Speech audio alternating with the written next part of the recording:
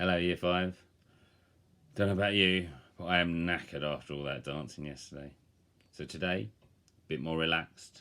Relaxed hat, relaxed clothes, no glasses. Cuddly pig. Anyway, on with the chapter. I ran out the front door. Immediately the rain drenched my hair and clothes. They were plastered to my skin. "Tiber!" I shouted out loudly. But as I did so, I heard another sound behind me. A metallic click. The sound of the front door shutting. Oh, pig looks like he's trying to escape. Get back there. I looked round, although it was hard to keep my eyes open in the pouring rain. I went back to the thin blue door and tried to open it, just in case it hadn't closed properly. But it didn't budge. I didn't have a key. The rain soaked through my jumper. Coldness swept through me. The rain seemed to pound down harder than ever. I looked round for shelter, but the trees were waving wildly in the storm. The lightning flashed again, illuminating their shaking branches, which looked like mighty arms that could sweep down and pluck me from the ground. The rain lashed at the black windows of all the houses in the row. I wish Betsy was here, but her house was silent, and just looking at it made me feel more alone. Once again, the thunder started to tear through the sky above me, like something was being ripped in two. After it finished, I could still hear its vibrations in the air. There was something else as well. Something softer than the thunder, something that continued after the rumble had died away. It sounded like crying, although it didn't sound entirely human. The lightning started up again. For one dizzying moment, the whole street was lit up, and then again, just as quickly, plummeted back into darkness. There was the sound of something slamming. I turned round and saw one of the front doors being flung open with such force that it banged against the wall. It was the door to the house where the old man with the wolfish dog lived, the man who'd seen me at the window the first night Tiber had left me. He was standing in the doorway, oblivious to the storm and the rain that was drenching him. There was a faint glow of light behind him, but it was not bright enough to see his face. A new kind of coldness surged through me now, taking root in my stomach, fixing my legs to the ground. My body didn't feel like it was my own anymore. I wondered if my skin would crumple and fall to the ground like a coat I'd shaken off, after which there would be nothing left of me, only fear. I remembered all the times Mum had warned me about strangers. She told me I mustn't trust anyone. I couldn't stop thinking of Tiber's scary stories which stopped me from sleeping. Why was there always a storm in them? I realised that I had no place to go, nowhere to hide, that there was nowhere to run but further down the dark street. I glanced at the old man out of the corner of my eye. I couldn't see him clearly. There was a shadow across his face, but he had a blank sort of expression that made me wonder if he even knew I was there. I stayed absolutely still, just in case he hadn't noticed me. I felt sure that something terrible was about to happen. I closed my eyes. I thought of Mum and Dad and Tiber and all the good things in my life. I remember the feeling of new morning back at home, lying in my bed in the room I'd grown up in, the sunlight pouring down from the blue out of the sky.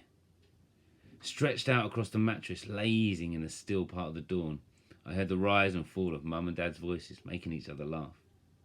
It struck me then that this was the nicest sound in the world, and I wondered if I'd ever hear it again. I thought of Dad's chuckle, the way it bubbled out of nowhere, turned into shaking laughter that rocked his whole body. The old man might reach out. I thought, he might grab me. I felt my shoulders quiver, waiting for that moment to come. But the moment passed. Nothing happened. He didn't come. When I turned back to the doorway, I saw that he was standing with his hands upturned, his face tilted up to the rain, as though he was speaking to the sky. "And there'll be no more of your rumbles, thank you very much," he said. Something about his voice calmed me. It reminded me of sunshine. Somehow, sunshine from back home, streaming down from the sky like ribbons. And the smell of Mum's sweet potato stew made me think of Betsy and Miss Doyle and Dad, all mixed into one. The way he had spoken made me think of a song. The sounds bouncing up and down and fitting together to make something more than they could be by themselves. The old man looked up to the sky once more, and then he turned back away, back inside, and was gone. The door had been left wide open. The rain, beating down harder than ever, made me step towards it. The hallway was softly lit, dry and empty. As I got closer to still, I heard something faintly in the air. It whispered down the hall towards me like smoke, something like moaning, something like whining. And then it faded, and I heard only the violent pattering of the rain, the sweep of the tree branches. They were carried back and forth in the wind. The thunder came again, started quietly, and at first I wondered whether the storm had passed, but then it growled, and then it roared. As it died away, I heard the noise once more, a muffled cry. "Hello?" I called down the hall. There was no answer, no sign of the old man. There was just the soft light coming from the end of the hall. In the semi-darkness, I could hear piles upon piles of things. I could see piles upon piles of things stacked on the floor.